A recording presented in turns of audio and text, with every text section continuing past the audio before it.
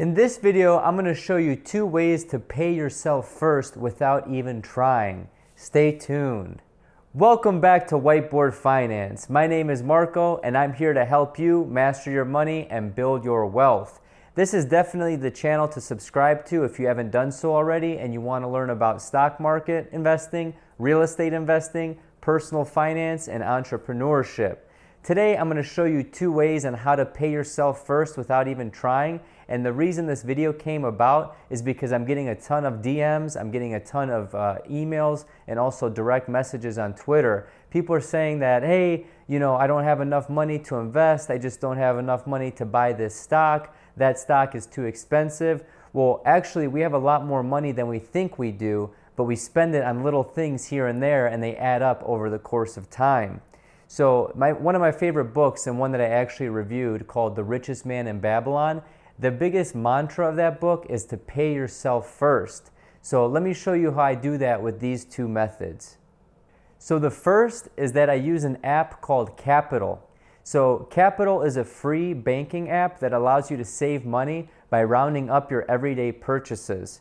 So you can also choose other activities and like setting goals, and also pretty much anything you can define or think of. And this actually helps you save income passively. So I'm not sponsored by Capital, and they have no idea who I am or that I'm even making this video, but it's a tool that I use in my everyday life, and I wouldn't bring up anything in these videos to my audience if I didn't think it would provide massive value to you. So if you're interested in signing up for Capital after learning about it, there's a link in the description below. If you do so, I get $5, you get $5. It's a win-win situation. And if not, no big deal. So the way that I use Capital is that it saves me money each time I pay for something with my credit card or with PayPal. So for example, you can actually round up to the nearest $1, $2, $3, $4, or $5.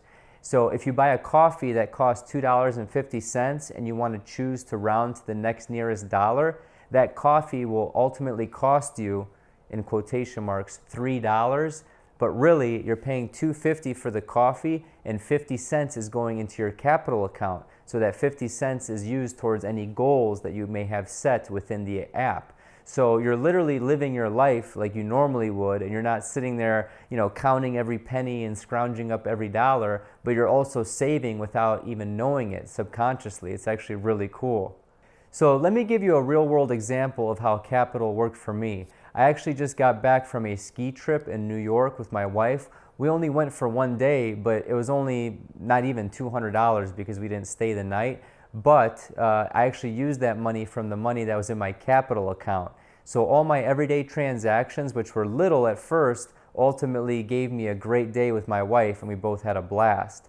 So there are many different ways that you can set up Capital. Most of them are rules, and you can actually create your own rules or your own goals. That's what I did with that ski trip. So when you meet a certain dollar amount, that goal is met, and that way you can use those funds towards whatever that goal is.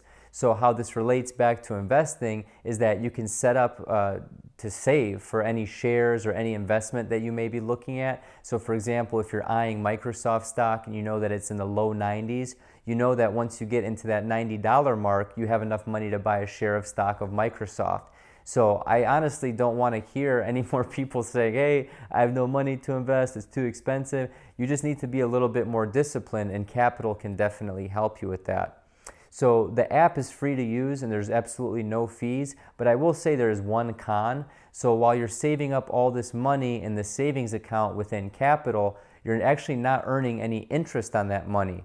So I don't use this for super long-term goals because I know I'd be losing money to inflation over time. I only use this for short little goals, kind of like that ski trip that I mentioned. But the pros of being able to start with little to no money and making it quote-unquote fun to save, I think that it's actually really rewarding, and you can visually track your progress towards those goals. So again, guys, take a look at Capital. It's definitely worth it, and I don't want to hear any more excuses of not being able to save to invest. It's absolutely subconscious, and it's absolutely free to do.